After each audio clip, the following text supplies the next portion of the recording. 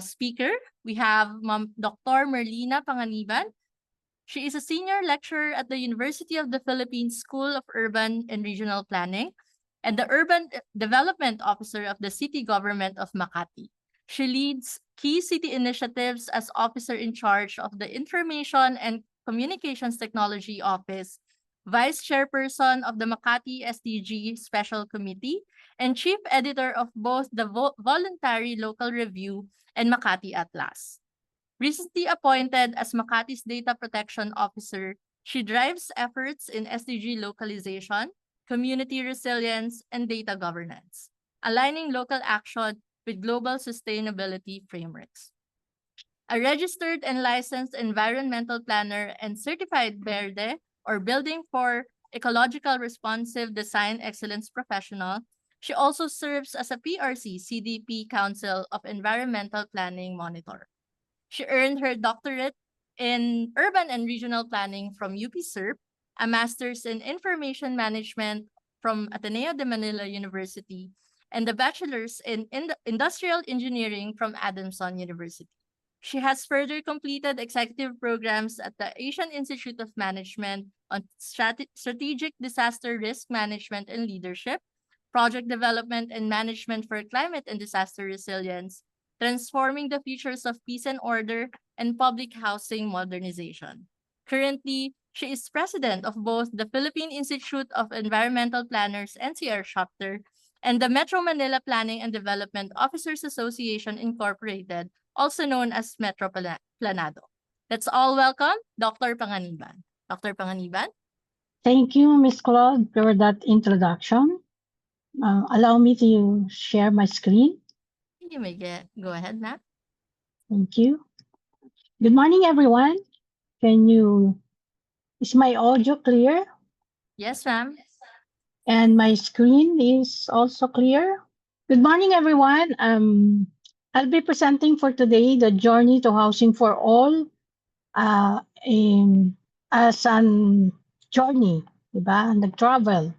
Marami tayong ginawa bago natin magawa yung isang shelter plan. I'm sure most of you from the local government units have already your own shelter plan and have prepared that because it's a requirement for all the government LGUs. So here's a quick overview of today's presentation. I will be discussing an overview of housing in Makati within the context of its urban development. We will begin by examining Makati's growth as a city and the urban housing challenges it currently faces. Next, I will discuss the legal framework that governs housing policies, followed by a highlight of the broader Philippine housing situation and government interventions. We will then focus specifically on the housing conditions in Makati before going further with the Makati Shelter Plan planning process that outlined the city's long-term strategy to address housing needs. But before we go into that, let me first give you a glimpse of Makati. This is the vision of Makati. Highlighted in yellow are the vision elements which are meant to be achieved by 2034. These are the financial hub in Southeast Asia, secure and self-reliant citizens and stakeholders, excellent and inclusive public service, sustainable local economy, climate adaptive and disaster resilient environment, green infrastructure, transparent and digitally transformative governance. Makati is located in the Philippines, of course, one of the cities of Metro Manila. Its geographical coordinate is shown on the screen. In terms of size, it is small compared to other cities in Metro Manila, with a land area of just 18.17 square kilometers, which is only 2.9% of Metro Manila's total land area. 2.17 or almost 293,000 of Metro Manila's population resides in Makati. Metro Manila's population density is 21,765 persons per square kilometer, while Makati's population density is 16,111 persons per square kilometer. making it 25% less dense than Metro Manila. As mentioned in the previous slide, Makati's nighttime population is almost 293,000. Daytime population, however, is estimated at a minimum of 2.3 million because of many transients who work, do business, or shop, and more than 1 million passing throughout the city. There are more female than male in the city. For every 9 males, there are 10 females. The population is dominated by working population comprising of adults 31.59% and young adults 30.18%.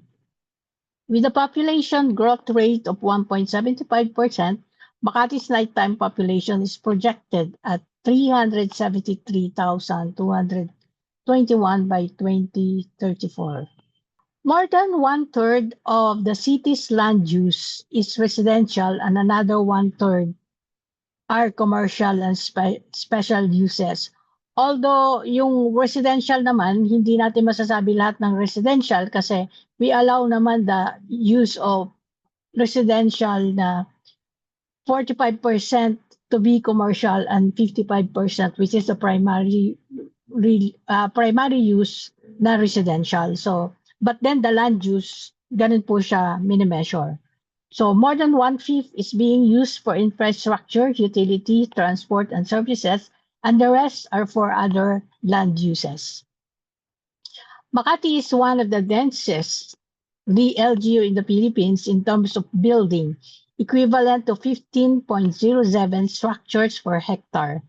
As of 2023, it has a total of 27,376 structures comprising of 93.9% or 25,727 low-rise equivalent to 1 to 5 floors, 4.8% or 1,312 medium-rise or 6 to 15 floors, and 1.2% or 321 high-rise or 16 floors and up.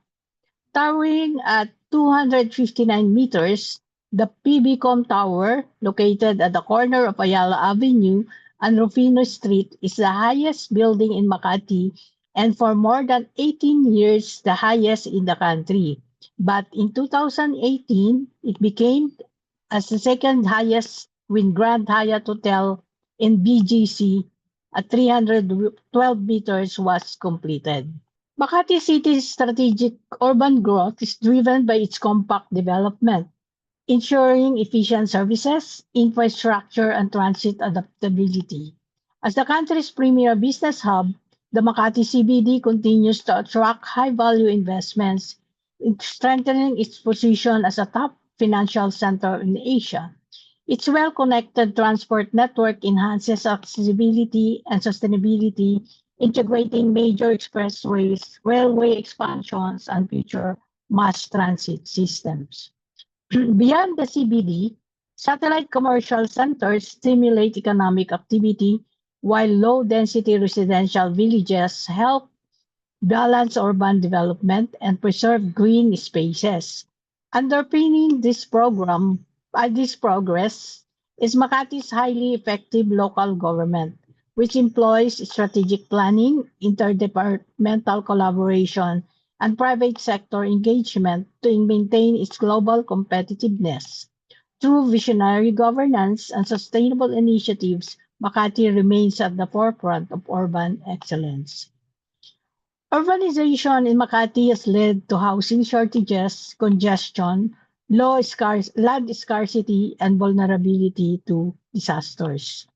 Low-income families and informal settlers, or ISFs, are most affected, often living in unsafe informal settlements without access to affordable formal housing. Housing is a core urban development issue that significantly influences access to health, employment, and education, while also contributing to infrastructure strain, particularly in slum areas. It increases vulnerability to disasters and deepens social inequality. The lack of affordable housing leads to the rise of informal settlers or settlements, poor living conditions, traffic congestion, and reduced economic productivity. To address these challenges, the Philippines has established a legal framework that supports housing development. Key laws include the 1987 Constitution, which recognizes affordable housing as a right, the Urban Development and Housing Act, RA 7279, a landmark Philippine law that provides a comprehensive and continuing urban development housing program to provide socialized housing for the underprivileged and homeless. The Department of Human Settlements Urban Development Act, or RA 11201, establishing the primary government agency responsible for the management of housing, human settlements, and urban development, and the Disaster Reduction and Management Act, or RA 10121, which promotes disaster resilient housing solutions. The Philippine housing situation remains a major development challenge. As of 2022, the national housing backlog stands at 6.5 million units and is projected to rise to 7.6 million by 2030. The program has been improved and expanded to include new modalities, particularly horizontal projects such as townhouses and single detached units. A significant portion of this demand comes from informal settlers, with an estimated 3.7 million housing units needed nationwide and around 500,000 informal settlers located in Metro Manila alone. Many Filipinos still face an affordability gap as formal housing remains out of reach even with access to loans. Currently, about 30% of the urban population lives in informal settlements where housing conditions are often unsafe and vulnerable to disasters. To address this, the government launched the Pambansang Pabahay para sa Pilipino, or 4PH program, which aimed to build 1 million housing units per year from 2022 to 2028. Alongside this flagship initiative, existing government programs include the National Shelter Program, or NSCP, Community Mortgage Program, CMP, Pag-ibig Housing Loans, NHA Resettlement Efforts, and the Balik Probinsya Program. Policies like the balanced housing provision under RA 7279 and investments in disaster resilient housing also support the goal of providing safe and affordable homes for all Filipinos. Makati City faces significant housing challenges due to high land prices, limited space for development, and a growing number of informal settler families. Housing remains largely unaffordable even for middle-income residents. In response, Makati's preparation for its shelter plan, with time frame of 2025 to 2033, adopted a participatory, data-driven shelter planning process guided by the local shelter planning manual. It is crucial to ensure that the MSP aligned with and is harmonious with the comprehensive land use plan or group throughout its development. This is because the housing subsector of the social sector significantly impacts land use in Makati. The MSP's main focus is in improving existing communities and strategic planning for emerging ones, which is consistent with the group's objectives of effective and efficient use of land resources for development.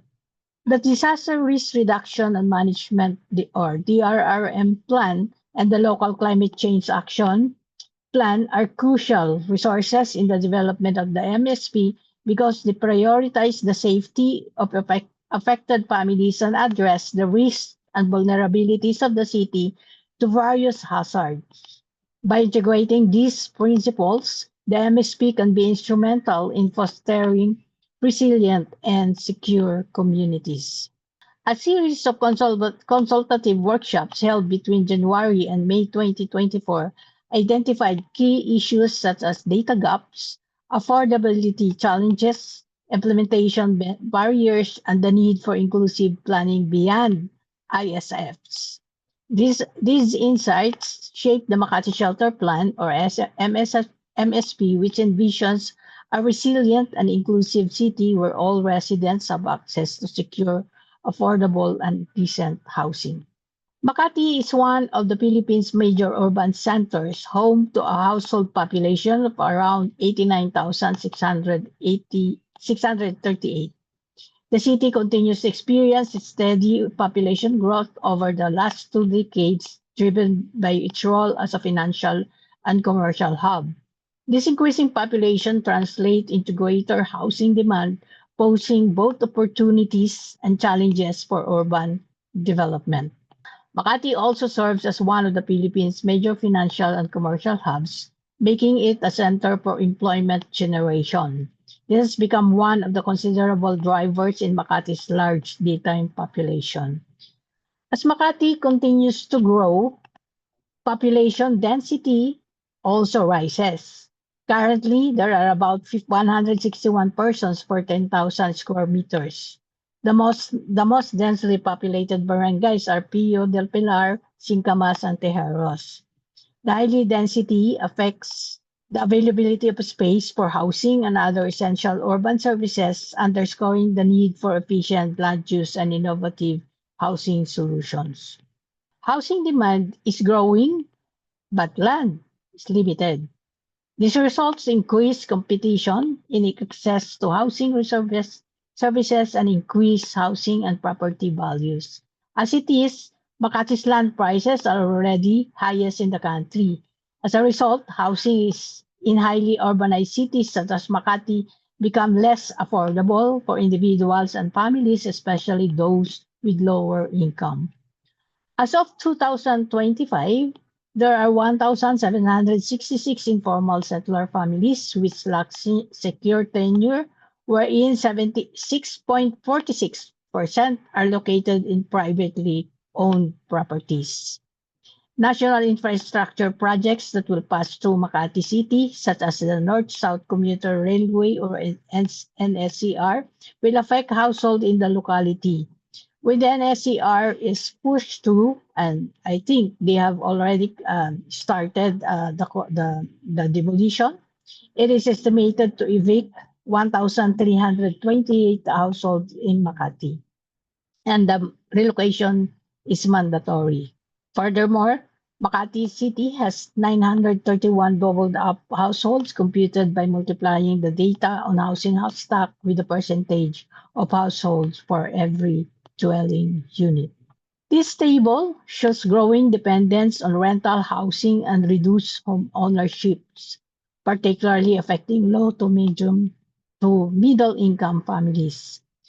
27.57% of families own or have owner-like possession of their homes.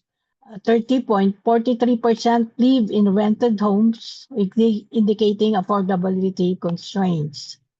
5.64% live rent-free with owner's consent. 1.05% without consent, reflecting insecure tenure.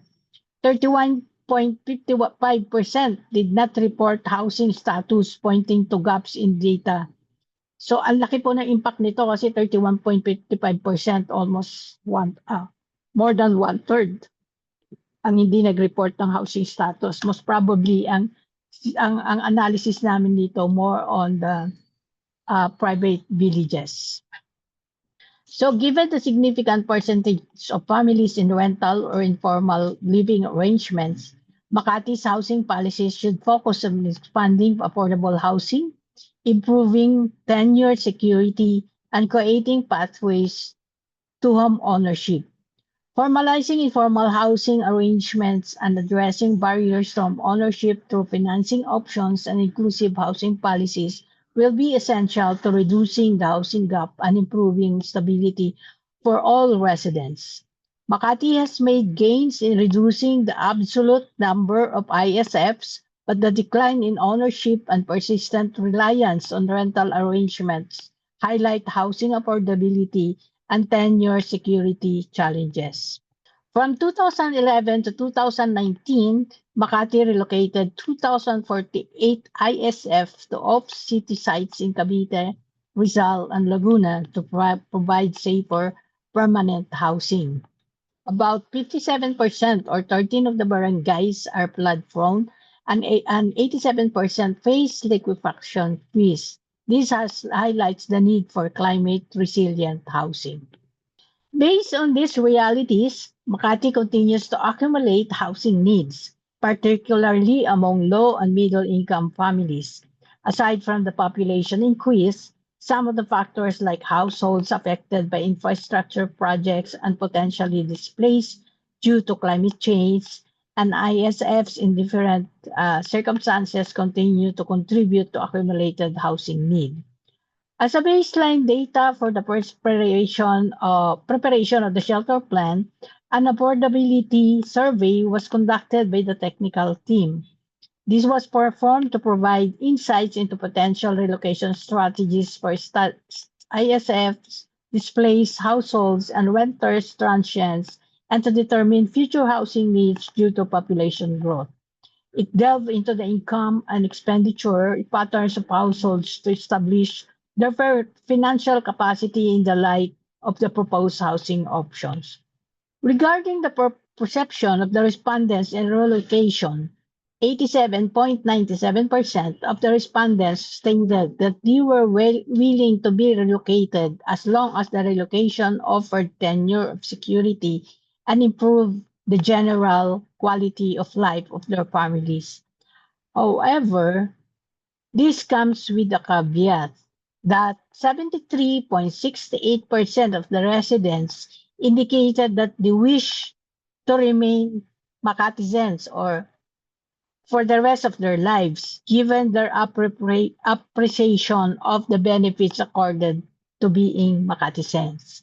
This means that even if they are relocated outside Makati, they would like to retain the privileges of a Makati residence. That includes, of course, free education, free hospitalization, free medicines, and other benefits accorded to Makati residents right now. On the perception of respondents on mortgage institutions, about 59% preferred government financing, for example, through Pag-ibig, over private financing or through banks. Meanwhile, 34% favor either public or private mortgage institutions for housing financing. Referring to preferred housing options, given the challenge of land availability in Makati City, the majority of the respondents, 54%, stated that any housing option was acceptable to them, regardless of relocation. Around 19% preferred having their own houses and lots outside Makati City, while 15% would opt to remain in Makati City even if the only option was a socialized condominium unit in a medium or high-rise building. On prepared housing options for Makati LGU employees, should there be an opportunity for the respondents to have their own dwelling unit, the majority, 58% of the respondents, stated that any housing option is acceptable to them, regardless of relocation, given the challenge of land availability in Makati. Meanwhile, more respondents preferred a unit in a 10 to 20-story buildings within Makati, around 33%, compared to those who preferred a unit in a 20 to 30-story building in Makati. Across all backlog, that includes displaced, homeless, income groups, it was observed that these household types provided a consistent trend of low willingness to pay, ranging from 800 pesos to 3,000 pesos. The range is higher for Makati LGU employees and the renter transient population at around 4,000 pesos to 11,000 pesos. So napakababa yung nire-reserve nila para sa willingness para sa isang bahay, lupa't bahay to to own a house and lot. Yan lang po yung nire-reserve nila from their income. As an output of the workshops, the city government of Makati, of course, formulated the Makati Shelter Plan, which I mentioned a while ago na yung kanyang vision. So, the Makati Shelter Plan offers a clear and strategic approach to addressing the city's housing challenges. Its main goal is to ensure that all residents, especially low-income and vulnerable households, have access to decent, affordable, and disaster-resilient housing. To achieve this, the MSP outlined key strategies such as land banking, the development of medium-rise housing, public-private partnerships, community-driven site upgrading, and rental housing programs. It also recognizes that a large number of households cannot access adequate housing without government support because of nakita naman natin the previous slide of their willingness to pay because of their economic conditions naman situation, but not because na hindi sila willing talaga dahil kulang din talaga yung sweldo na to support all those daily needs. So kailangan nila ng support from the government. To ensure alignment with broader development goals, the MSP has been fully integrated into city's comprehensive land use plan or CLUP and comprehensive development or development plan or CDP. The strategic goals of the MSP addresses SDG 11, sustainable cities and communities, specifically target 11-1, safe and affordable housing. The first strategic goal of the Makati Shelter Plan is to develop sustainable, climate adaptive, and inclusive housing supported by adequate infrastructure and facilities. This involves promoting green, resilient, and space-efficient housing design, developing NCT and near-city resettlement sites to preserve community ties, integrating housing and transport, health, and social services for livable communities. The vision is to make Makati's housing sector not only a provider of shelter, but a driver of urban resilience and sustainable communities. The second goal, Housing for All, emphasizes the need for decent, accessible, and affordable housing options for all Makatians. And this includes expanding socialized and low-cost housing programs for low-income families, strengthening partnerships with private developers under the Balanced Housing Law, providing rental and transitional housing for workers, house students, and vulnerable sectors.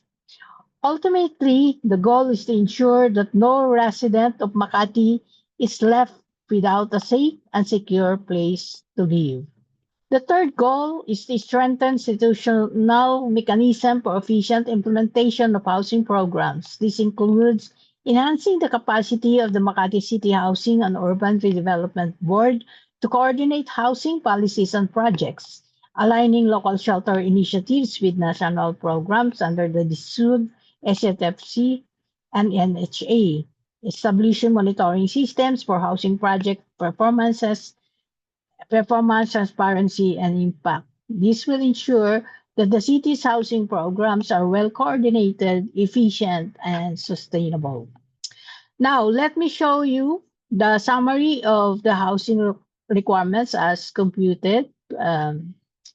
So for the backlog alone, that includes the displaced and doubled up, we need 4,307 units and a land area of 9.53 hectares. A total gap in capacity to pay for this sector is estimated at almost 1.6 billion pesos. For the future needs due to population growth, there is a need of 8,089 units and a total gap in capacity to pay at almost 600 million pesos. The bulk of the housing units required for renters and transients is estimated at 23,778 with a total gap in capacity to pay at 1.49 billion pesos. The city government employees were given due considerations and determined by the city to be prioritized for their 4,757 housing needs.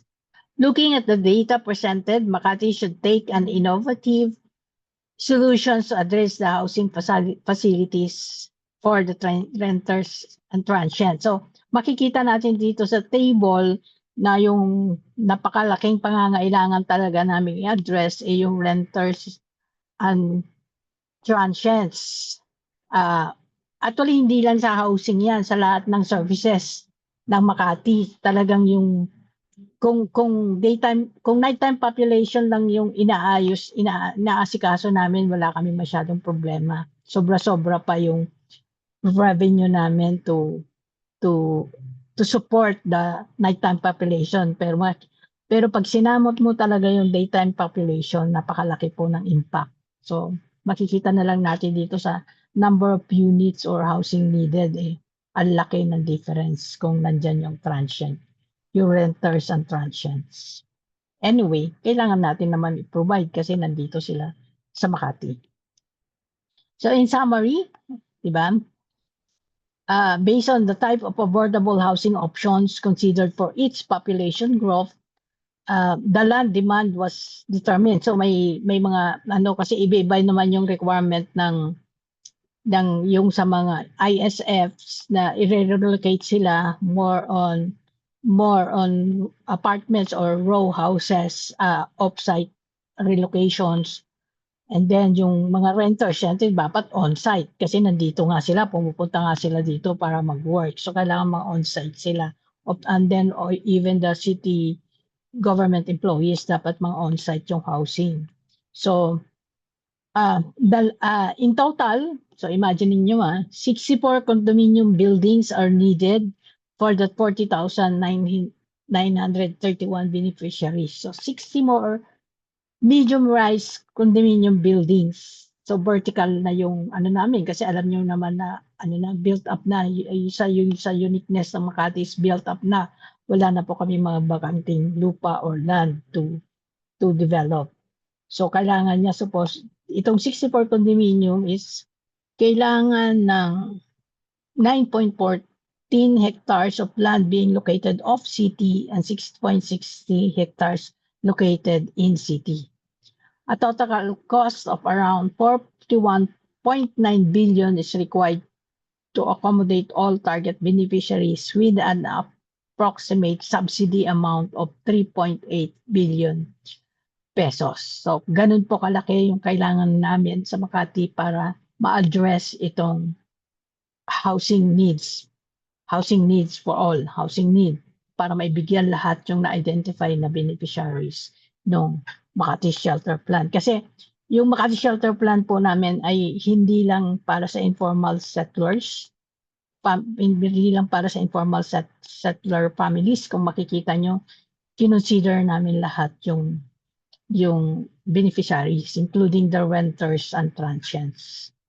The Makati Shelter Planning journey was a meaningful experience that brought several important lessons. It expanded the focus from, as mentioned a while ago, the focus from just informal settler families to also include renters, employees, and other groups needing housing support. The process also highlighted challenges such as limited land, budget constraints, and lack of complete data. Planners had to carefully balance the need for development with the importance of preserving the city's heritage. And most importantly, the effort should the value of working together through participatory workshops and strong coordination between local and national government.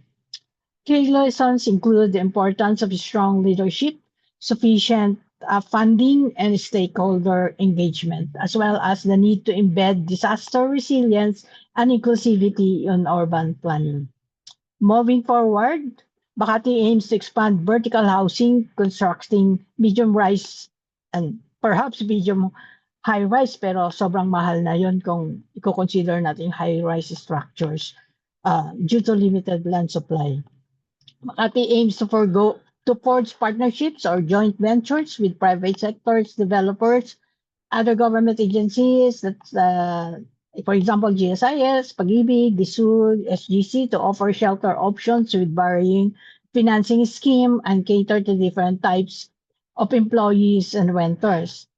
development of inclusive payment schemes or devise a rent-to-own housing scheme for NCT housing. Other schemes for the renters or transients, such as time sharing, may be studied. Provision of subsidies and grants to targeted eligible families. Provision of assistance to household in accessing loans, grants offered by the national government, such as the SUS Integrated Shelter Assistance Program. Acquisition of available lands in city for housing facilities. Um, the city may negotiate with private landowners where the ISFs are already settled to acquire these properties and redevelop into housing facilities. Remember, in my previous slides, more than 70% of the ISFs are occupying private lands. So it is more beneficial if we could acquire these private lands to be developed as socialized housing facility. The city is also exploring to purchase the Bliss housing sites located in Makati for possible socialized housing, and these are the Santa Cruz and Tejaros Bliss. For offsite housing or relocation, Makati to continue developing the 39 hectares of city housing Makati Homeville in Calauan, Laguna, including the 9.17 hectares for housing the ISFs. Makati may also explore to acquire the nearby lands for expanding its existing relocation site in San Jose del Monte, Bulacan. Other future actions include further strengthening inter-LGU, especially the relocation sites, and other agency coordination, and fully integrate housing into resilience and heritage sensitive development strategies. So before I end, let me leave a quote from the UN Habitat. Shelter is not just about four walls and a roof. It is about dignity, security, and belonging. Thank you for listening, and good morning again.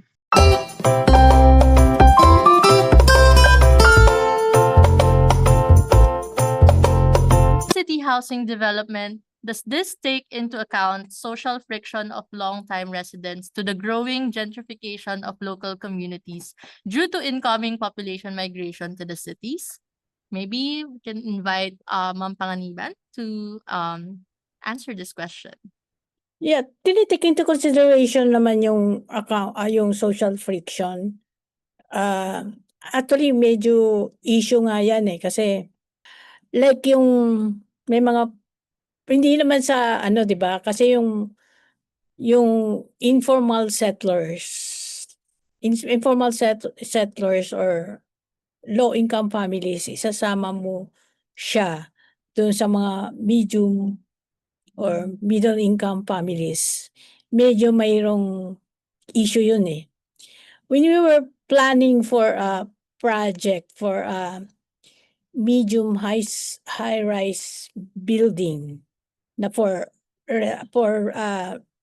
relocation or para mailipat namin sa on-site development, nagkaroon kami ng problema niyan kasi dapat ang beneficiaries namin should come from the ISF as well as from yung nangangailangan ng housing facilities na hindi from ISFs. So yung mga hindi from ISFs, ang tanong sa amin kaagad, paano yung magiging entrance namin? Paano yung magiging exit namin? Parehas lang ba kami nung sa ISFs? So yun yung medyo nagiging issue, parang ang hirap siyang i-consider, especially if medium rise yung building kasi medium rise yung plano namin. So i-consider mo yung design. I don't know kung paano. Kaya hindi pa namin natutuloy yung project na yun because of some social frictions na tinatawag, as well as yung mga ibang issues na ganun. So medyo may hirap siya kasi nga ang dami mo i-consider. Kasi parang alam mo naman yung tayo, 'di ba, may mga although sinasabi natin okay lang yan na dapat may social cohesion tayo, magsama-sama tayo, but then parang hindi pa rin natatanggal yung social classes, 'di ba, sa Pilipinas kahit sabihin nating walang gano'n na merong low income classes, middle income, ayaw pa rin nilang lalo na siguro 'pag sinama mo sa high income, 'di ba? So, ayaw nila na magsama-sama pa rin sila. So, yun ang unang tanong sa amin nun, eh, paano yung entrance namin, para yung exit? Kasi parang iniisip nila kaagad yung pag galing ka sa ISF may connotation kaagad na hindi ko naman inaano yung ISF ano, pero may connotation kasi hindi din man nanggaling ito sa akin doon sa mga proposed beneficiaries na possible na crime, tataas yung crime, may gano'n. May mga gano'ng issues ba. So, I don't know. So, yun yung na-consider naman pero hindi pa namin nasusolusyunan. Baka yung mga participants dito ay mayroong suggested or recommended solution on those issues naman din. So, thank you.